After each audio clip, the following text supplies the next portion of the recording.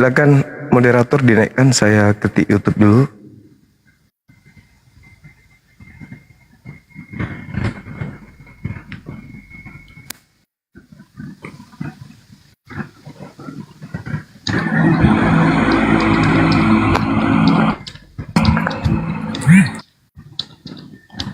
Halo, Saudara Edis. Wih, mimpi apa Saudara Edis? Minum apa ini? Vodka? Topi miring? Kok bisa berani naik ke sini? Topi miring, cap tikus? Hah? Datang, bunuh diri dong.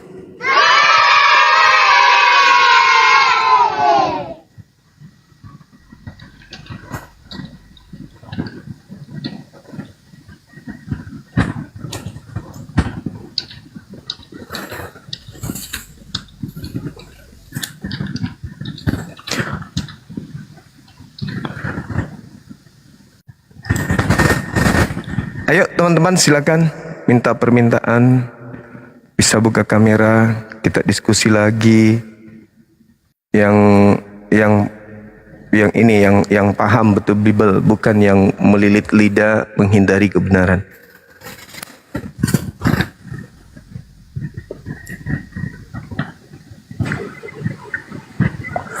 Halo. Selamat malam. Malam Ibu. Apa kabar? Baik, Bang Zuma kah ini? Saya sendiri. Dari sekte mana? Katolik, bagaimana? Protestan? Dari Protestan, Katolik? Iya. Protestan, Bang. Protestan. Oke. Bagaimana Anda menyikapi agama Islam yang diajarkan melalui Nabi Muhammad, yang mengatakan bahwa salib itu adalah hukuman bagi pelaku dosa? Di dalam Al-Quran surah Al-Ma'idah, di situ ada pernyataan hisyum fid dunya, orang yang disalib itu adalah orang yang dihinakan, dihukum kehinaan oleh Tuhan kami di dunia. Dan juga dikatakan di dalam Al-Quran surah An-Nisa ayat 157 bahwa orang yang mengatakan bahwa Nabi Isa itu disalib itu adalah orang yang dihukum oleh Tuhan dengan hukuman kejahatan. Karena Nabi Isa tidaklah mungkin disalib untuk nebus dosa orang-orang pendosa. Nah, pandangan Ibu terhadap Al-Quran yang kami imani sehingga kami tidak menerima karya salib itu sebagai keselamatan, itu gimana sebagai seorang Protestan? Silakan. Ya, terima kasih ya. Iya. Maaf sebelumnya, saya ini dulunya Muslim. Iya. Syukurlah, artinya Ibu sudah ada pandangan. Silakan. Kalau di Islam kita dulu, salib itu adalah hukuman bagi yang dikutuk Tuhan. Silakan. Saya kurang begitu jelas ya. Soalnya setelah saya terima Tuhan Yesus, saya tahu bahwa Tuhan yang saya ikuti, Tuhan yang saya sembah, Dia mengajarkan keselamatan, Bang. Iya, jadi oke. Sebelumnya saya imani. Jadi Tuhan yang Anda ikuti adalah Tuhan yang dibunuh oleh pahlawan Anda atau penjahat? Tidak. Lalu Anda selamat meninggalkan Islam, menuju kepada Kristen untuk menyembah manusia yang dibunuh oleh pahlawan atau penjahat. Dia firman yang menyerupai manusia. Ya, itu muncul nanti setelah ada pola yang terukur. Kemudian dia kudu Tuhan yang turun menebus dosa-dosa saudara-saudara kami Kristen, kan gitu. Nah sekarang di dalam kitab Ibu ini 1 Korintus 15:17, sia-sialah iman kalian, kepercayaan kalian, kalau Yesus itu tidak dibangkitkan. Bahkan kalian tetap mati di dalam dosa sekiranya Yesus itu tidak dibangkitkan dari kematian. Nah, untuk bangkit, harus mati dulu. Untuk mati, iblis harus kerja. Imam kepala harus bikin siasat palsu. Mahkamah agama harus bikin kesaksian palsu. Orang-orang Farisi, ahli Taurat harus bikin tipu muslihat untuk menjebak Yesus agar orang benar ini mati. Pertanyaan saya, separah itukah keselamatan di Kristen harus diterima dari pelaku-pelaku kejahatan? Ya, setahu saya Tuhan Yesus, saya memang bukan anak sekolah minggu, tapi saya mengimani itu sesuai dengan apa ya? Setahu saya dia bangkit 3 hari itu dia melawan maut untuk menyelamatkan dosa-dosa. Itu kan konsep yang muncul. Artinya Anda harus berterima kasih kepada iblis yang telah membunuh dia. Tidak. Lalu Dia bukan dibunuh sama iblis. Lalu siapa yang membunuhnya kalau bukan iblis? Siapa yang membunuh Yesus kalau bukan iblis? Itu kan waktu itu kan masa pemerintahan. Lah, orang-orang ini, orang-orang yang merencanakan pembunuhan ini dan iblis yang merasuki Yudas ini, itu siapa? Yudas itu mengkhianati Tuhan Yesus. Nah, kalau dia tidak berkhianat, dapatkah Yesus Anda tuhankan? Iya, karena dia adalah jalan keselamatan. Dengan cara? Dia bilang akulah jalan keselamatan. Iya, betul. Dengan cara apa dia menyelamatkan? Kalau di Kristen, kalau di Yesus, cara Yesus menyelamatkan adalah kasih. Oke. Sekarang kalau Anda ajaran kasih, musuh itu harus dikasihi. Saya tanya, pembunuh Yesus ini pahlawan atau penjahat? Mereka itu kan pada zaman itu kan zaman apa? Herodes apa? Ya, Herodes, Pilatus. Ya. Iya, itu zaman Pilatus. Nah, yang saya tanya, mereka yang mengeksekusi Yesus ini pahlawankah atau penjahat?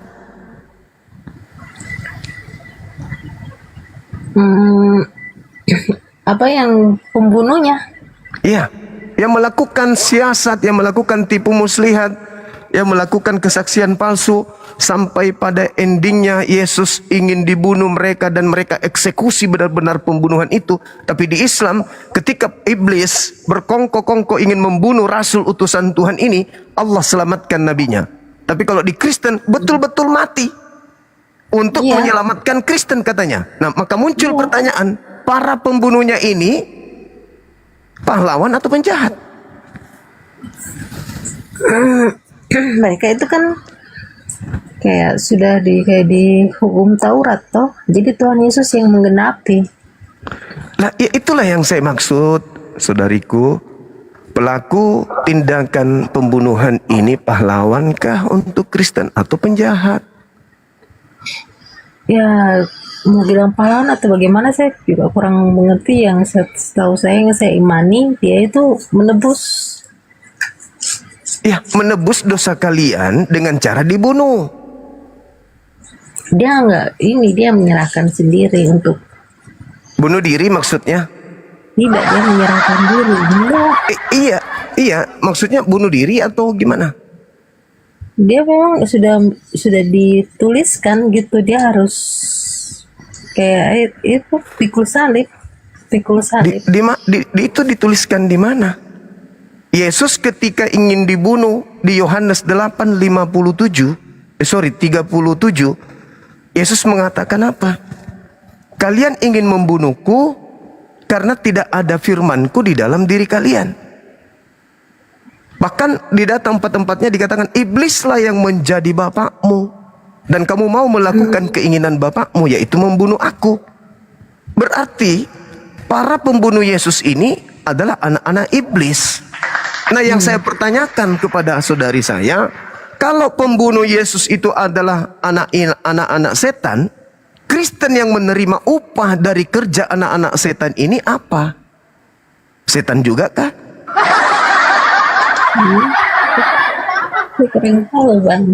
Karena Yesus berkata, waspadalah kepada penyesat yang datang kepadamu dengan memakai namaku dan berkata, akulah Kristus. mereka akan menyesatkan banyak orang, jangan kamu percaya. Termasuk Anda, kalau Anda adalah tadinya Islam, berarti termasuk Anda disesatkan. Tidak. Lalu siapa yang datang ke dunia memakai nama Yesus dan menyesatkan banyak orang kalau bukan Kristen? Oh, bagi saya kalau agama itu kayak Kristen gitu itu kan cuman agama. Iya, Kalau bagi siapa orang banyak yang pergi ke seluruh dunia memakai nama Yesus untuk mereka jajakan, kalau bukan Kristen itu lalu siapa? Saya kurang tahu untuk sejarah-sejarah begitu. Karena jujur saya baru Bukan sejarah loh, bukan sejarah. Keadaan fakta real hari ini, Yesus berkata di abad pertama kepada muridnya, waspadalah kepada penyesat yang datang kepadamu dengan memakai namaku. Penyesatnya memakai nama Yesus dan berkata, akulah Kristus. Penyesatnya memakai nama Yesus dan mengatakan Yesus itu adalah Kristus. Siapa hari ini yang menggelari diri mereka pengikut Kristus? Mereka akan menyesatkan banyak orang, jangan kamu percaya. Itu nasihat Yesus kepada Yahudi. Nah, di luar Yahudi, siapa yang memakai nama Yesus ke seluruh dunia mengajar dengan pola? Bang Suman, kalau begitu-begituan untuk debat-debat gitu saya kurang mengerti. Cuma berarti saudara saya ini masuk di sebuah agama yang ibu sendiri tidak ngerti. Bukan saya nggak ngerti. Saya terima Tuhan Yesus juga itu saya tidak sembarangan. Ibu, Yesus berkata kepada muridnya, jadi apabila ada orang berkata ada Kristus di sini, ada Kristus di sana, jangan kau percaya. Sebab Kristus palsu akan datang dan akan melakukan banyak tanda mukjizat dan kekuatan-kekuatan yang dahsyat.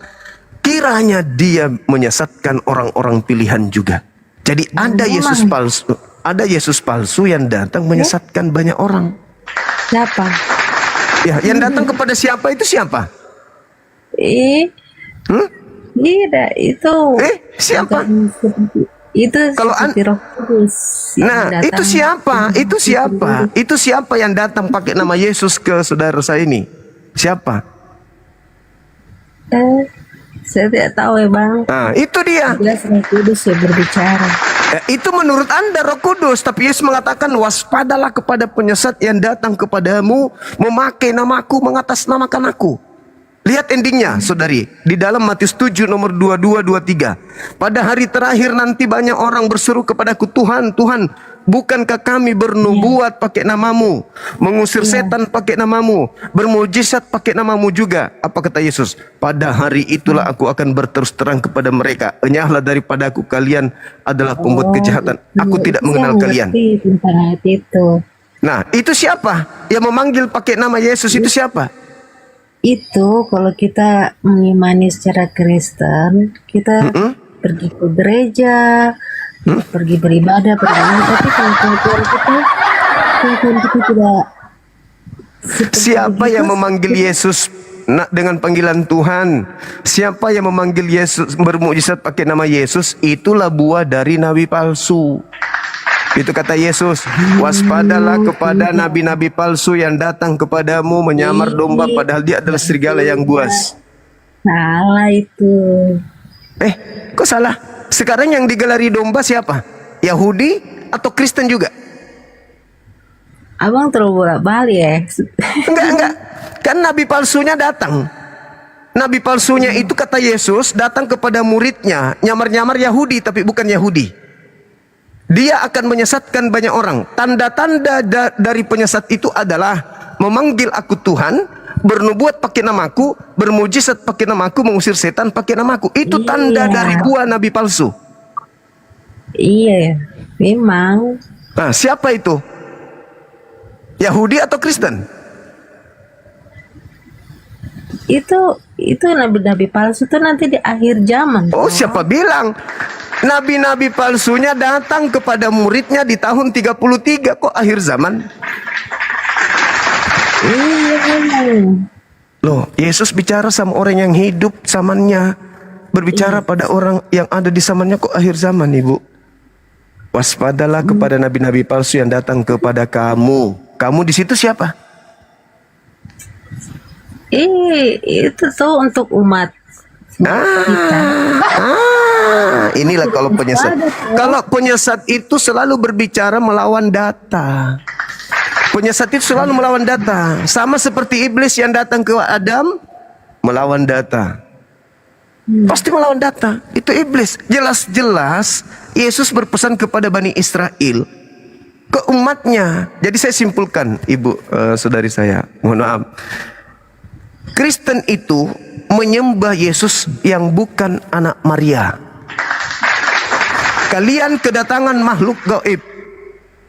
Kata Yesus ketika dia sejenak sebelum dia ditangkap, kata Yesusnya di dalam kitab saudara Lukas 22, dia katakan bahwa penguasa kegelapan telah turun, telah datang.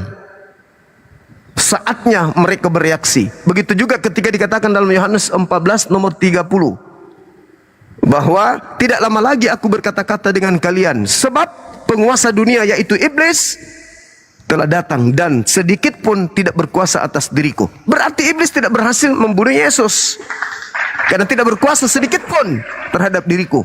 Jadi yang datang mengaku Yesus kepada Paulus, kepada Kristen, itulah yang palsu. Makanya orang-orang Yahudi sampai hari ini tidak percaya kepada Yesus yang datang kepada Kristen. Orang Kristen kalau ke Israel kan diludahin di sana. Kenapa? Karena mereka tahu bahwa Kristen ini adalah pengikut Kristus atau Mesias palsu. Tidak. Kalau tidak, di mana Yesus mengatakan kalau dia datang kepada bangsa di luar Yahudi?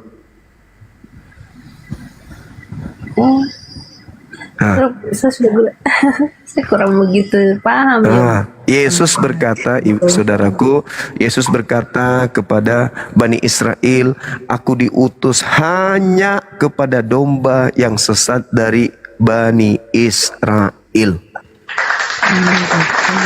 Yes. Dan hati-hati kata Yesus kepada penyesat yang pergi ke seluruh dunia memakai namaku dan menyesatkan banyak orang.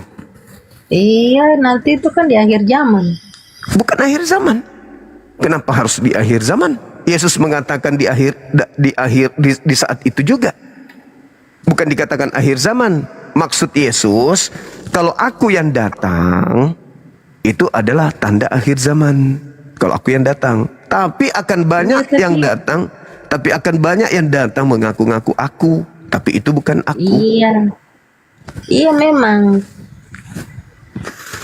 Itu kan ketika ditanya ketika Yesus ditanya di muridnya di Bukit Zaitun yang tertulis dalam Matius 24, "Guru, apa tanda kedatanganmu?" Apa tanda kedatangan Yesus menurut Yesus ketika ditanya muridnya?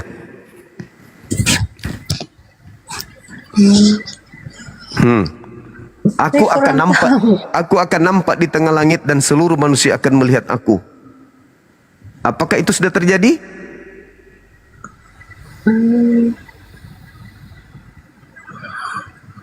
Belum. Berarti yang datang ke ibu siapa? Berarti dia sudah nampak di tengah langit. Kan dia tanya, "Guru, apa tanda kedatanganmu?" Kata Yesus, "Tanda kedatanganku, aku akan nampak di tengah langit dan seluruh manusia akan melihat aku." Apakah itu sudah terjadi? Tanda-tanda dia mau datang itu kan akan ada bencana. Nah, sekarang pertanyaan saya, apakah itu sudah terjadi? Iya, sudah ada. Mana? Mana Yesusnya? Mana Yesusnya mana? Yesus?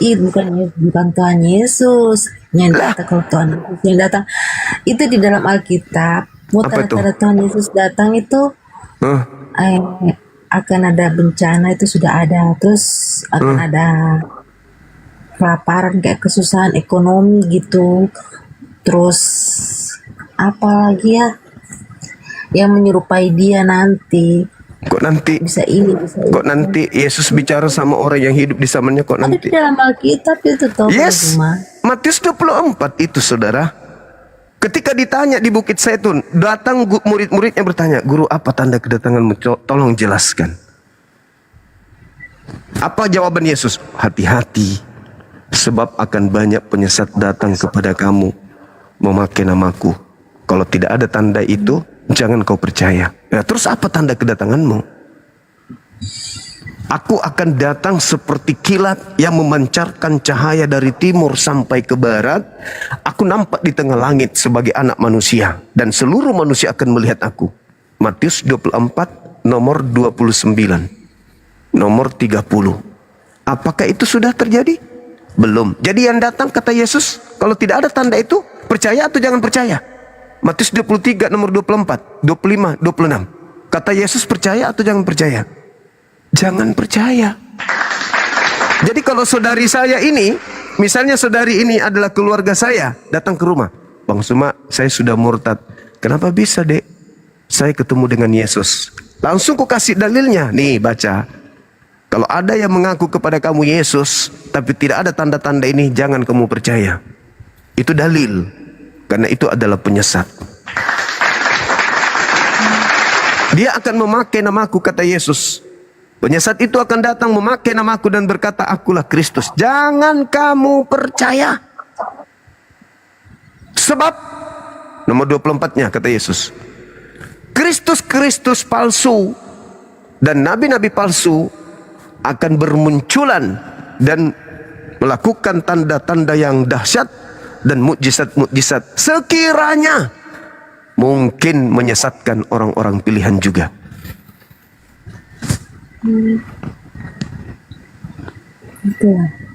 Ya silakan. Anda mengatakan itu adalah Yesus, silakan. Tapi Yesus di dalam Bible ini sendiri mengatakan. Makanya di dalam Al-Quran Nabi Isa ditanya, "Wa isqalallahu ya Isa bin Maryam a anta qulta linnas." Wahai Isa, apakah engkau yang mengajarkan orang-orang ini menuhankan dirimu? Nanti di padang mahsyar ketika kita sudah dibangkitkan, ditanya, "Ini orang-orang ini menyembah engkau. Apakah ketika aku utus ke dunia kau suruh memang menyembah kau?" Apa kata Nabi Isa? "Qala subhanaka ma yakunu li an aqula ma laysa li bihaqq." Dalam Al-Quran surah Al-Maidah. "Maha suci engkau ya Allah. Aku tidak punya hak mengatakan sesuatu yang bukan hakku untuk aku katakan." Sama persis dengan Yohanes 12:49. "Aku tidak berkata-kata dari diriku sendiri. Apa yang aku katakan hanyalah apa yang diperintahkan untuk aku katakan dan aku sampaikan. Itulah yang aku katakan, tidak yang lain." Kata Yesus, "Ma qultu lahum illa ma amartani bi ani a'budullah rabbi wa rabbakum." Aku hanya mengajarkan kepada muridku, kaumku, sembahlah Allah, Tuhanku dan Tuhanmu. Kata Yesus kepada Maria. Sama di dalam Bible juga, Yohanes 20. "Maria, jangan kau sentuh aku, tapi pergilah kepada saudara-saudaraku. Katakan kepada mereka, aku pergi kepada Tuhanku dan Tuhanmu." Sama dalam Al-Quran. Makanya ketika dalam Al-Quran dikatakan, "Wa idza husyiran nasu kanu lahum." Di dalam Bible ibadatin kafirin. Al-Quran mengatakan nanti Yesus Isa akan menjadi musuh orang-orang yang menuhankan dirinya, dan nanti Isa akan menolak sembahan-sembahan yang pujian-pujian yang mereka lakukan. Terbukti kan di Matius 7, "Bukankah kami memanggil namamu, bernubuat, mengusir setan, bermujizat pakai namamu?" Apa kata Yesus? "Maaf, aku tidak mengenal kalian. Penyah daripada aku, kalian semua adalah pembuat kejahatan." Itu cuma itu. Setahu saya itu kalau untuk itu aku tidak mengenalnya. Itu kalau memanggil kayak itu bagaimana? Saya tidak bisa berdebat gitu. Cuma saya mengimani, meyakinkan. Iya. Ada enggak, saudariku, ada enggak di situ Bible? Biar saya tunjukkan dalilnya dan ibu boleh baca. Oh gitu ya, sabar ya. Iya, silakan Anda buka Matius 7. Saya juga buka. Tereng, buka, sudah.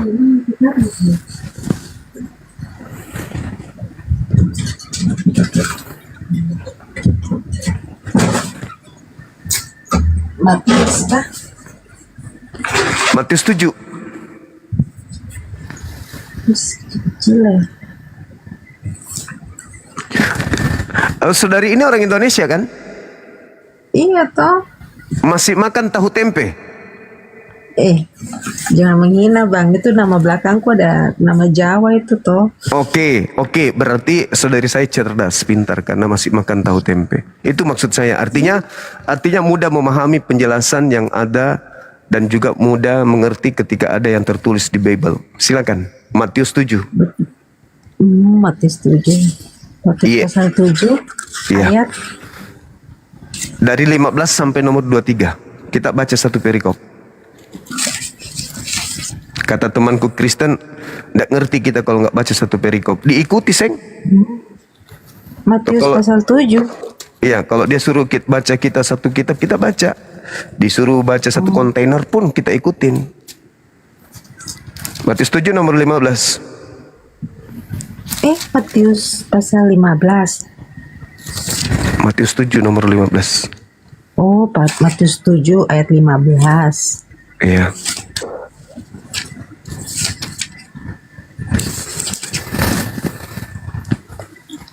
Saudara,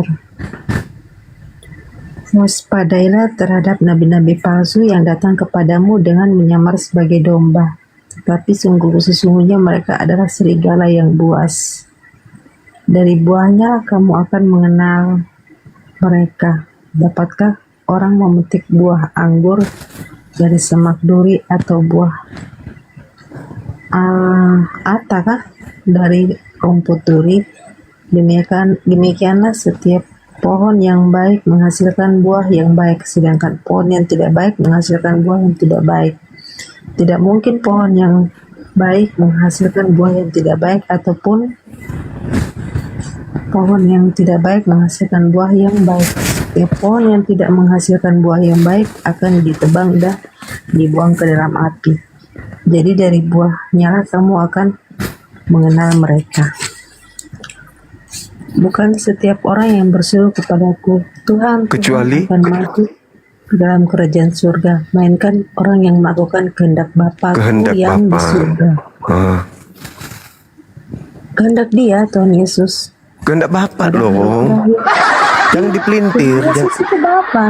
Jangan apa? Tuhan Yesus itu Bapa. Nah, itulah awal mula kesesatan Kristen. Yang Anda maksud Bapa itu yang keluar dari kubur. Yesus mana pernah dia mengatakan aku adalah Bapa. Yesus berdoa kepada Bapa, bersujud memohon-mohon kepada Bapa. Kristen muncul menganggap Yesus Bapa. Kesalahan fatal. Tuhan Yesus berdoa kepada Bapa itu, dia berdoa itu dia punya kemanusiaan yang dia berdoa, sedangkan ini dia Tuhan menjadi manusia gitu maksudnya. Tuhan menjadi manusia. Iya, dia firman. Oh, berarti Tuhan itu bisa menjadi bukan Tuhan. Dia firman yang turun ke alam semesta. Ini adalah firman yang menjadi alam semesta. Alam semesta beda. Loh, Matius 4 nomor 4. Manusia tidak hidup dari roti saja, melainkan dari setiap firman yang keluar dari mulut Tuhan. Yesus itu firman yang keluar dari mana? Dari Tuhan. Alam semesta ini semua manusia keluar dari mulut Tuhan. Matius 4 nomor 4. Bedanya kita dengan Yesus, dia nabi, dia rasul yang diberi mujizat. Tetapi dia bukan Tuhan. Saudari, yang Anda maksud Tuhan itu jadi manusia, itu ya yang Anda sembah, bukan Yesus anak Maria. Yang Anda sembah itu bukan di situ, bukan di Yohanes 1. Yang Anda sembah itu ada di suratnya Paulus. Di mana itu? Filipi 2 nomor 6, nomor 7, nomor 8. Jadi dewa mengosongkan dirinya, si dewa ini, dewanya Romawi mengosongkan dirinya, lalu tidak mempertahankan kemudian kedewaannya, melainkan mengosongkan dirinya, lalu menjadi seorang hamba, yaitu sama seperti manusia, lalu taat sampai mati. Nah itu, kalau itu betul, itu Tuhan Anda, yaitu dewa Romawi yang turun ke bumi menjadi Yesus. Tapi kalau Yesus anak Maria, itu adalah Ruhullah, itu adalah Kalimatullah, itu firman yang menjadi manusia, itu tidak salah. Artinya firman itu perkataan Tuhan. Maria hamil kok, kalau tidak kuinjak lehermu. Hamil. Maria hamil, lahirkan seorang anak. Lahir. Itu perintah, itu firman yang keluar dari mulut Tuhan yang dibawa Gabriel pada bulan ke-6. Tapi kalau dibilang Tuhan, misalnya nih, Tuhan berfirman, aku berfirman, jadilah aku daging. Aku jadi daging. Tidak begitu. Kalau itu yang saudari maksud, kalau yang anda maksud itu adalah Filipi 2 nomor 6, itu ajaran Paulus untuk orang-orang Roma. Untuk orang-orang yang ada di Filipi sana, orang-orang penganut ajaran pagan. Kalau yang Yohanes 1 itu sampai nomor 14, dan firman itu telah menjadi daging, itu sama dengan ajaran kita umat Islam. Innama amruhu ita arada syai'an ayyakula lahu kun fayakun. Jadilah matahari. Jadilah matahari. Jadilah matahari, maka jadi matahari. Maka matahari itu pada mulanya adalah firman yang keluar dari mulut Tuhan. Sama. Firman itu telah menjadi tata surya. Karena kenapa? Tadinya keluar dari mulut Tuhan. Yesus sendiri loh yang mengatakan itu, Matius 4 nomor 4. Nah, jadi Kristen ini menyembah Kristus yang lain, tetapi disangka mereka menyembah anak Maria. Bukan anak Maria yang kalian sembah. Makanya nanti ketika ketemu di padang mahsyar antara Yesus dengan anak Maria, antara anak Maria dengan Kristen, anak Maria mengatakan, kalian siapa? Aku tidak mengenal kalian. Karena kenapa? Muridku itu boleh memanggil aku Kurios, boleh memanggil aku Tuan, Sayyid, boleh. Tetapi asalkan mereka melakukan kehendak Bapa. Apa kehendak Bapa? Hukum Taurat. Kristen melakukan hukum Taurat enggak? Enggak. Jadi pembeda antara pengikut Yesus asli dengan pengikut Yesus palsu. Pengikut Yesus asli masih menjalankan hukum Taurat kehendak Bapa. Sedangkan tapi sudah digenapi. Itu jurus yang dipakai oleh pengikut Kristus palsu. Sudah digenapi. Saudariku, digenapi itu dibatalkan atau disempurnakan? Sudah digenapi sama Tuhan. Ya, maksud saya bertanya, kata genap itu dihapuskan atau disempurnakan? Digenapi, sudah digenapi, disempurnakan. Iya, digenapi itu disempurnakan. Ini kan ganjil. Ini kalau mau digenapi bagaimana caranya? Disempurnakan, dilengkapi. Makanya Yesus mengatakan, iya disempurnakan. Kalau disempurnakan kenapa jadi hilang? Yang menginginkan hukum Tuhan itu hilang siapa? Roh kebenaran atau roh setan yang menginginkan hukum Tuhan hilang? Ketika Adam diberi perintah, jangan kau makan, jangan kau mendekati pohon buah yang di tengah-tengah ini, pohon jahat, pohon baik dan jahat. Iblis datang menghapuskan perintah itu kan? Ketika ada perintah jangan engkau makan babi, apa kerja iblis? Makan babi atau jangan makan babi? Kerja iblis nih, saya tanya. Jangan engkau makan babi. Iblis diam-diam aja, enggak mungkin. Iblis sudah dijanjikan di dalam Kejadian 3 nomor 15, keturunanmu dan keturunannya akan bermusuhan. Ketika aku memberikan keturunannya perintah jangan makan babi, keturunanmu datang mengajak dia makan babi atau mengajak dia jangan makan babi.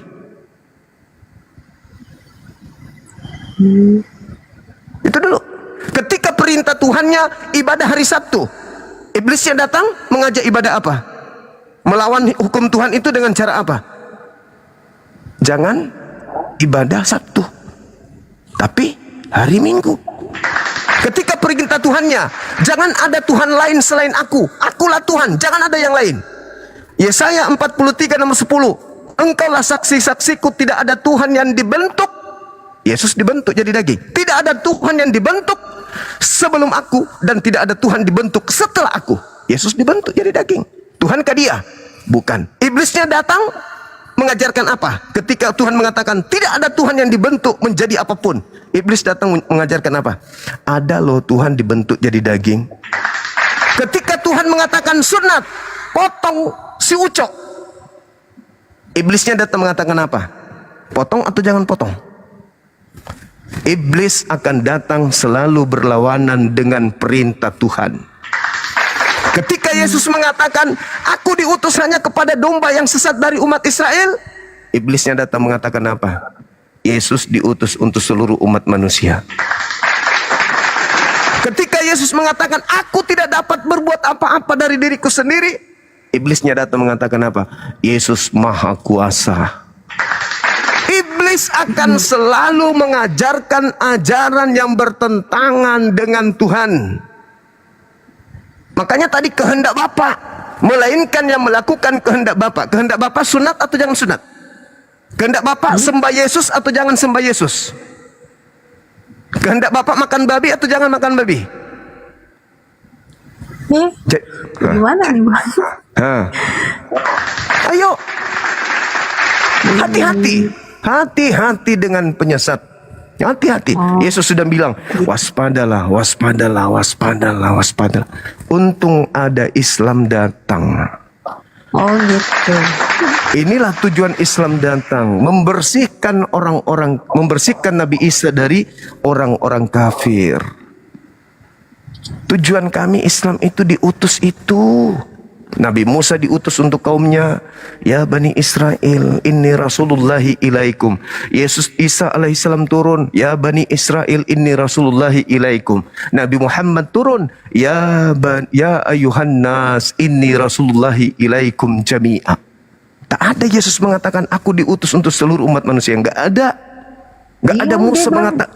Nah, Dia cuma bilang, akulah jalan kebenaran, keselamatan. Betul sekali. Sekarang begini, saudari. Saya sebagai Muslim, saya percaya Yesus itu adalah jalan. Saya percaya dia adalah kebenaran dan hidup. Tidak ada yang sampai kepada pencipta langit dan bumi tanpa melalui Yesus. Sekarang saya sebagai Muslim kok bisa mengatakan itu? Ya, karena Yesus adalah Nabi. Saya harus beriman. Dia Nabi yang lahir di tengah Bani Israel. Manusia suci terkemuka di dunia dan di akhirat. Oke? Bagi Muslim. Saya sebagai Muslim. Dia adalah Nabi. Dia adalah Rasul bagi Bani Israel yang diutus sebagai jalan keselamatan bagi Bani Israel. Ingat kata kuncinya. Ketika Yesus mengatakan, akulah jalan, akulah kebenaran, akulah hidup. Apa kata kuncinya? Hidup kekal itu adalah mereka mengenal engkau satu-satunya Tuhan yang benar dan mengenal aku Yesus yang engkau utus. Apa pengenalan Yesus? Apa pengenalan? Ya benar. Apa pengenalan Yesus kepada murid-muridnya? Yohanes 17:8. Apa kata Yesus? Belum ada surat Paulus ini, belum ada doktrin dari Paulus, belum ada dari Lukas, Markus, belum ada yang lain. Baru Yesus nih, menurut penelitian orang yang menulis buku Yohanes. Yohanes 17:8. Segala firman yang engkau berikan kepadaku, kata Yesus, telah aku berikan kepada mereka, kepada Bani Israel. Dan mereka telah menerimanya dan mereka percaya bahwa engkaulah yang telah mengutus aku. Murid-muridnya setelah menerima segala firman yang di Bible katanya tinta merah, semua tinta merah dari A sampai Z, setelah Yesus sodorkan kepada murid-muridnya, muridnya percaya bahwa betul Yesus ini adalah utusan Elohim. Selesai. Itu murid Yesus yang asli.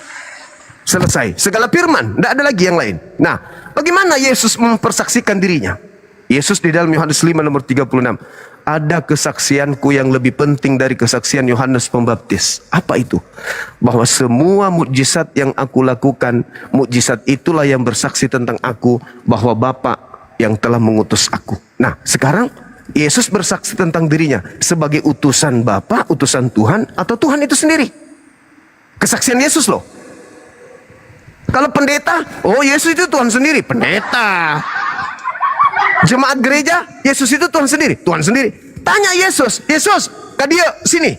Menurut dirimu, kau itu siapa? Yohanes 5:36. Ada kesaksianku yang lebih penting dari kesaksian Yohanes Pembaptis, bahwa seluruh mukjizat, membangkitkan orang mati, orang lumpuh berjalan, orang buta melihat, semua itu aku lakukan demi supaya aku bersaksi bahwa aku adalah utusan Bapa. Maka hidup kekal itu, dialah jalan, dialah kebenaran, dialah hidup. Ketika dia mengatakan, aku adalah utusan Bapa, Anda mendapatkan hidup kekal. Saya, Bang Suma, seorang Muslim, mengatakan, Yesus Kristus, anak Maria yang lahir dari perawan, yang turun ke bumi, diutus kepada Bani Israel, mengajarkan kemudian dirinya rasul utusan Tuhan, adalah jalan menuju kepada surga. Tidak sah iman saya kalau saya tidak beriman kepada beliau. Bagaimana dengan Anda? Percaya ke kesaksian Yesus kalau dia adalah rasul utusan Tuhan? Kalau percaya, kenapa Anda sembah? Berarti Anda adalah penyesat. Atau Anda adalah orang yang disesatkan dan terlena, tertidur dalam kesesatan. Silakan. Dan kata Yesus di dalam Matius 5 nomor 19, barang siapa yang menghilangkan hukum Taurat meskipun yang paling terkecil, lalu mengajarkan kepada anak-anaknya, cucu-cucunya, tetangganya, orang tuanya, kata Yesus, dia akan menempati tempat terhina di dalam kerajaan langit. Nah sekarang saudari saya kawin sama orang Kristen, oke, punya anak, oke. Apakah Anda mengajarkan anak Anda makan babi? Jelas dong. Apakah Anda mengajarkan anak Anda tidak sunat? Jelas dong. Apakah Anda mengajarkan menyembah kepada manusia Yesus? Jelas dong. Apa kata Yesus? Barang siapa yang menghilangkan hukum Taurat meskipun yang paling terkecil, lalu mengajarkan kepada orang lain, maka dia akan menempati tempat terhina di dalam kerajaan langit. Kalau soal sunat itu memang di dalam hukum Taurat Tuhan Yesus saja disunat. Itu wajib. Itu 8 hari. Setelah Tuhan Yesus lahir 8 hari baru Tuhan Yesus disunat. Terus setelah Tuhan Yesus ini saudariku, mohon maaf nih. Kenapa Anda saya katakan orang yang sudah disesatkan dan sudah mulai tidak berfungsi akal? Anda menyebut Tuhan Yesus, di sisi lain Anda mengatakan Tuhan Yesus disunat hari ke-8. Berarti Tuhan Anda bayi, punya kelamin, punya anus, gak bisa berjalan tanpa ibunya, dan Anda tuhankan. Enggak. Pernyataan saudara ini mengatakan Tuhan Yesus disunat pada hari ke-8. Tuhan disunat pada hari ke-8. Akal Anda sudah mulai mati, saudariku. Iya. Bagaimana mungkin pencipta langit dan bumi? Teman-teman sini, siapkan betadin, suntikan. Kenapa? Tuhan kita mau disunat. Sedangkan Muslim saja disunat setelah balik setelah dewasa. Mana ada orang sunat? Enggak lah. Disunatkan setelah dewasa. Kami umat Islam itu disunat pada saat kecil. Kalaupun ada yang dewasa, ketika ada orang yang masuk ke Islam, misalnya orang sudah tua masuk Islam baru disunat. Tidak, sunat itu kan, setahu saya kalau dulu Muslim itu kan saya kelas 5 SD disunat. Ya itu sudah kelas 5 SD, kelas 6 SD. Syariat di Islam itu sebelum balik kami disunat. Iya. Sebelum datang wajibnya ibadah wajib kami disunat. Nah, syariat sunat yang ada di Islam itu tidak sama perintah yang datang kepada Abraham.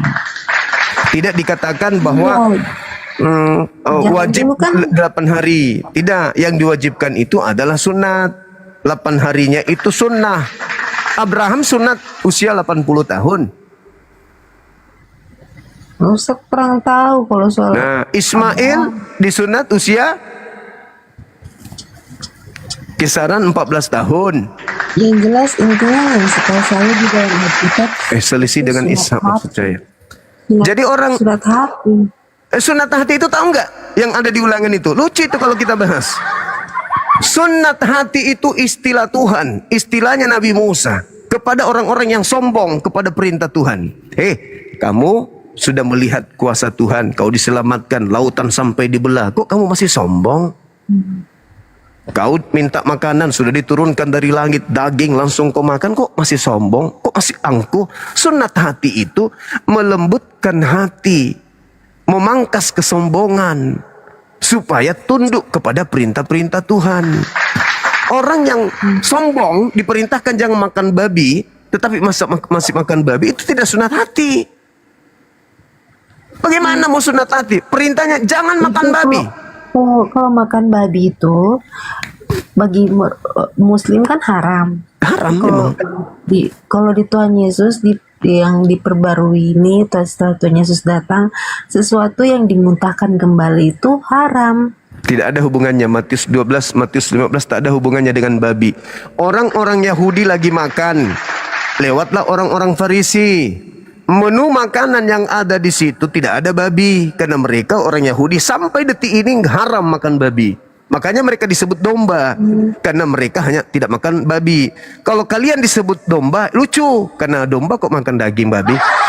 Serigala yang makan daging babi, kalau domba enggak. Nah, ketika mereka makan, di situ tidak ada menu babi.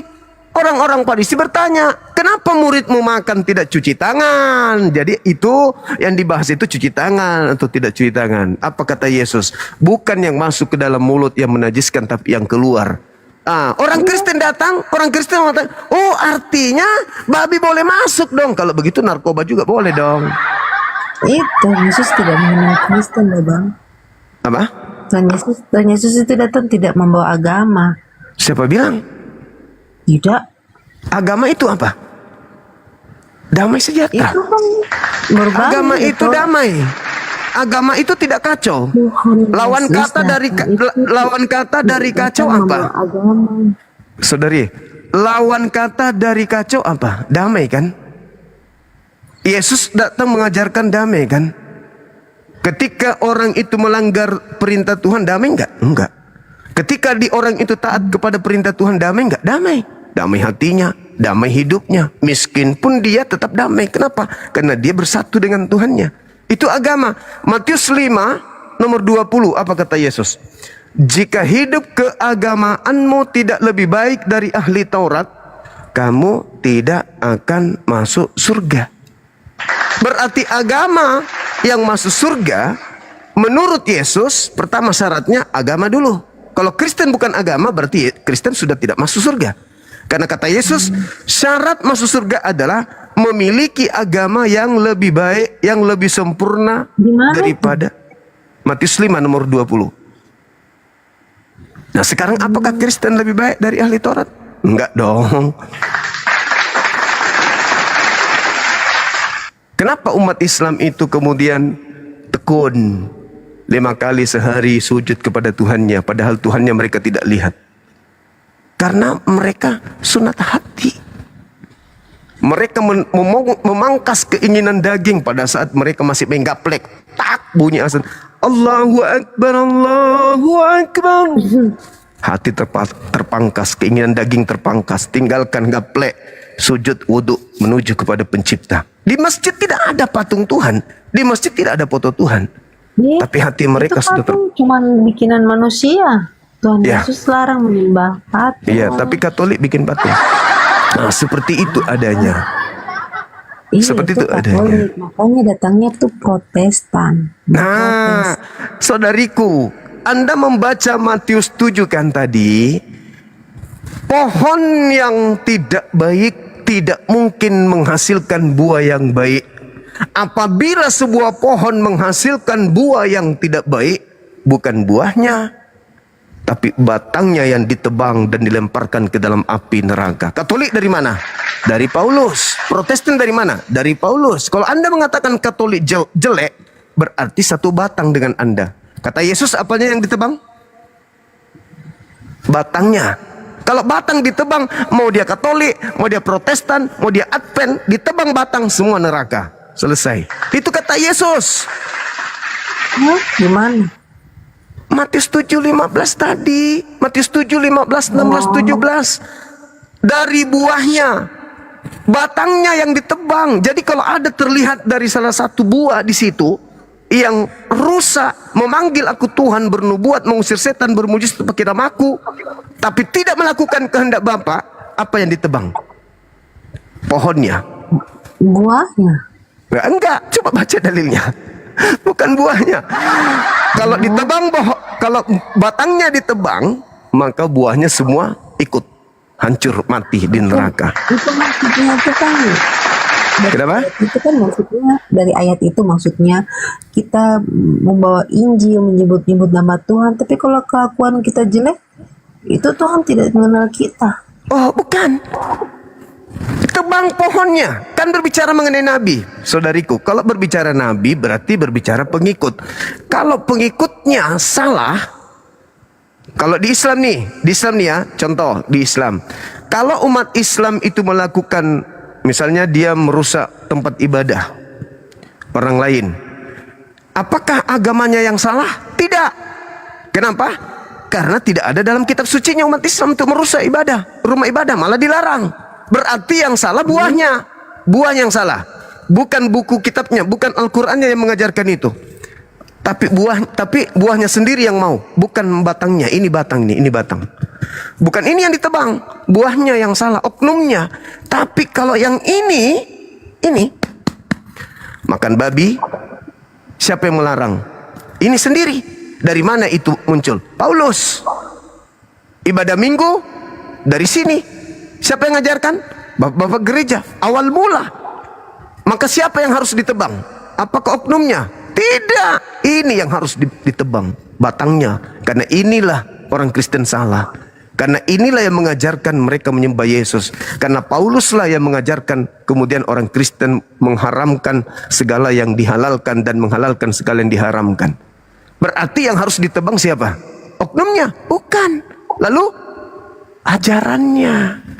Berarti Advent ke, Katolik ke, Pantekosta ke, semua yang berasal dari Kristen Katolik awalnya, dari Paulus, gedebak, tebang masuk neraka. Itu dalil. Makanya Yesus mengatakan, tidak semua orang yang memanggil aku kurios, tapi lagi-lagi lembaga Bible diplesetkan. Kurios diartikan Tuhan, padahal kurios itu artinya Tuan. Tidak semua yang memanggil aku Tuan akan masuk ke dalam kerajaan. Tapi yang melakukan kehendak Bapa. Kehendak Bapa. Sekarang pertanyaannya, apakah ada kehendak Bapa agar saudara menyembah Yesus? Bapa Tuhan Yesus. Nah, enggak. Ada enggak kehendak Bapa agar Anda menyembah Yesus? Ada atau enggak ada? Yesus. Cukup menyembah Bapa aja, ngapain nyembah Yesus? Ada enggak perintah nyembah Yesus? Enggak ada. Ada enggak perintah kemudian ibadah minggu? Enggak ada. Ada enggak Ibadah perintah? minggu itu kan karena Tuhan beristirahat. Perintah kecuali yang melakukan kehendak. Ada enggak kehendak Bapa ibadah minggu?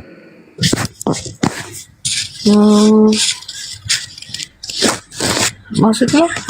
Ya kan, kata Yesus, tidak semua orang yang memanggil aku Tuhan akan masuk ke dalam kerajaan surga, melainkan mereka yang melakukan kehendak Bapa. Melakukan. Ada enggak kehendak Bapa agar kita melakukan ibadah minggu? Ibadah minggu kan Ada enggak? gereja. Ada enggak? Ada. Ya ke gereja maksud saya. Ada enggak? Kalau untuk ibadah minggu itu hari ke-6 ke hari ke-7 tuh Tuhan beristirahat. Hari ke-7 itu hari Sabat, Sabtu. Iya itu ibadah minggu. Ibadah kita pergi ke gereja, ke rumah. Iya, ada enggak perintahnya untuk ibadah hari Minggu di gereja? Itu kan hari istirahat, hari Minggu. Hari istirahat itu jatuhnya hari Sabat, bukan hari Minggu. Hari Minggu itu hari pertama. Saya kira hari Senin. Alamak, Ahad, satu pertama. Sema Israel Adonai Eloheinu Adonai Ahad itu Minggu, Ahad. Orang Yahudi menyebutnya Ahad. Hari pertama itu Minggu. Kalau orang-orang Roma, Yunani, hari pertamanya Minggu. Makanya orang Yahudi nyembah ibadahnya hari Sabtu, karena Sabtu itu adalah hari ke-7. Ada enggak? Hari Sabtu itu Advent. Advent mereka toh. Siapa? Yahudi. Hari Sabtu. Iya. Orang Advent itu ikut-ikutan Yahudi. perintah Tuhan kepada Bani Israel itu ibadah hari Sabtu, ibadah Minggu tak ada. Berarti tak ada kehendak Bapa untuk ibadah Minggu gitu loh maksudnya. Jadi, tapi saya kembalikan kepada saudari saya. Kebetulan saudari naik ke sini dan aku sebagai seorang yang keluar dari Islam, silakan Anda renungkan, silakan Anda pikirkan. Apakah yang menghadiahkan Yesus di atas tiang salib itu? Saya hanya ingin mengatakan. Saya dulu dari Muslim. Oh, saya positive thinking. Anda mengatakan dari Muslim, dari Hindu, dari Buddha, saya tak ada masalah dengan itu. Iya, saya tidak ada masalah. Saya hanya ingin mengatakan begini. Saya kira mau dites. Oh, enggak perlu bagi saya. Orang kalau sudah mengaku Islam pun kalau dia sudah mengaku dirinya sebagai seorang Kristen, itu sudah kategori keluar. Nah, kalau saudara Kristen mengaku saya ini adalah seorang murtadin, bagi saya itu biasa. Kenapa? Karena Paulus yang mengajarkan di dalam 1 Korintus 9, Paulus sendiri mengatakan, bagi orang Yahudi aku mengaku Yahudi, bagi orang penganut Taurat aku mengaku taat Taurat meskipun aku tidak taat Taurat, supaya aku bisa memenangkan kemudian pelaku-pelaku Taurat. Jadi Paulus itu sudah mengajarkan menyamar-nyamar. 1 Filipi 1 nomor 18, Yesus diberitakan baik dengan maksud menipu maupun maksud mengelabui maupun maksud tipu muslihat, berpura-pura, semangat palsu, atau dengan jujur aku tetap bersuka cita. Jadi kalau ada orang mengaku saya murtadin, saya mantan kiai, saya tidak perlu menguji karena saya sudah hafal orang-orang yang ada dari seberang. Gitu saudariku.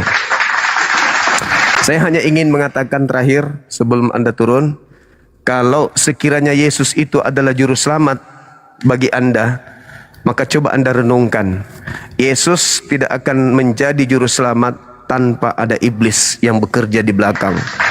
Jadi yang sebenarnya juru selamat Anda itu adalah iblis, mahkamah agama, orang-orang Yahudi, ahli Taurat, orang Farisi, imam-imam kepala yang telah berencana melakukan tipu muslihat dan kesaksian-kesaksian palsu demi untuk membunuh Yesus. Maka juru selamat Anda adalah mereka, bukan Yesus. Yesus hanya korban. Yang jadi juru selamat Anda adalah mereka yang bekerja di belakang layar. Saya kira begitu saudari. Mudah-mudahan apa yang saya sampaikan sebagai penutup bisa Anda renungkan. Apa salah, apa benar. Demikian. Ada yang mau disampaikan sebelum saya turunkan?